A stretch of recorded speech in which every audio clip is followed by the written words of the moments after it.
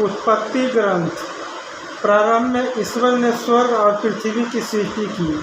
पृथ्वी उजाड़ और सुनसान थी, अतः गर्त पर अंधकार छाया हुआ था और ईश्वर का आत्मा सागर पर विचरता था। ईश्वर ने कहा, प्रकाश हो जाए, और प्रकाश हो गया। ईश्वर को प्रकाश अच्छा लगा और उसने प्रकाश और अंधकार को अलग कर दिया। ईश्वर ने प्रकाश का नाम दिन और अंधकार का नाम रात रखा। संध्या हुई और फिर भोर हुआ, यह पहला दिन था।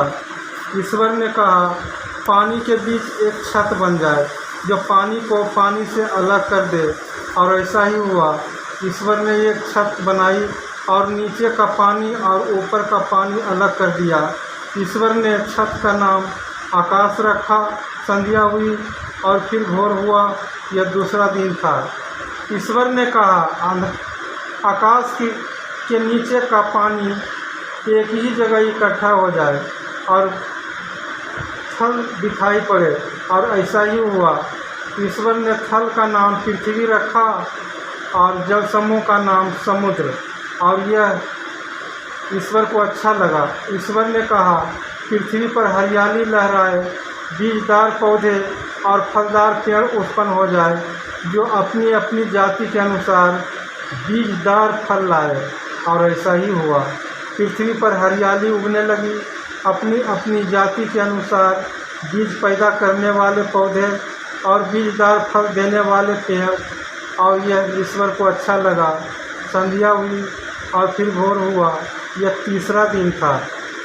ईश्वर ने कहा, दिन और रात को अलग कर देने के लिए आकाश में नक्षत्र हो, उसके सहारे पर निर्धारित किए जाए, और दिनों तथा वर्षों की गिनती हो। वे पृथ्वी को प्रकाश देने के लिए आकाश में जगमगाते रहे, और ऐसा ही हुआ। ईश्वर ने दो प्रधान नक्षत्र बनाए, दिन के लिए एक बड़ा और रात के लिए एक छोटा। रात सात सात तारे भी ईश्वर ने उनको आकाश में रख दिया, जिससे वे पृथ्वी को प्रकाश दे, दिन और रात का नियंत्रण कर और प्रकाश तथा अंधकार को अलग कर दे, और यह ईश्वर को अच्छा लगा। संध्या हुई और फिर भोर हुआ, यह चौथा दिन था। ईश्वर ने कहा, पानी जीव जंतुओं से भर जाए, और आकाश के नीचे पृथ्वी के पक्षी उगने लगे।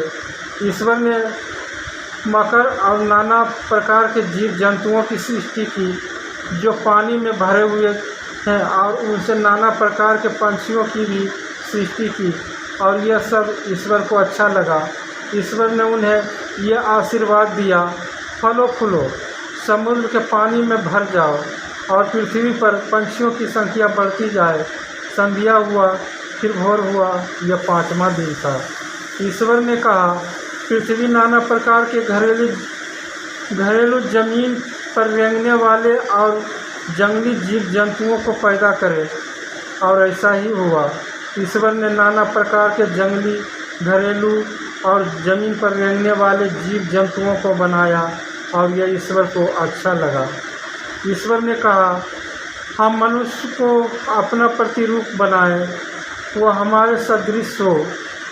वह समुद्र की मछलियों, आकाश के पंछियों, घरेलू और जंगली जानवरों और ज़मीन पर रेंगने वाले सब जीव जंतुओं पर शासन करे। ईश्वर ने मनुष्य को अपना प्रतिरूप बनाया, उसने उसके लिए अपना प्रतिरूप बनाया, उसने नर और नारी के रूप में उसकी सृष्टि की।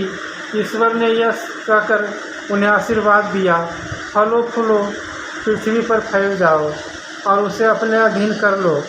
समुद्र की मछलियों, आकाश के पक्षियों और पृथ्वी पर विचरने वाले सब जीव जंतुओं पर शासन करो।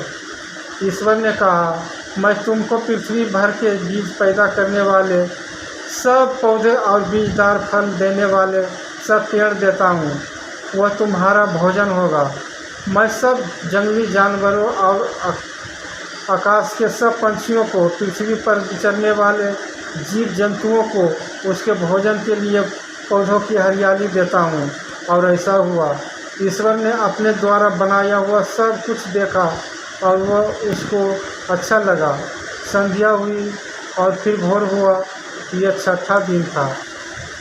इस प्रकार आकाश तथा पृथ्वी और जो कुछ उसमें है सबकी सृष्टि पूरी हुई। सातवें दिन ईश्वर का किया हुआ कार्य समाप्त हुआ।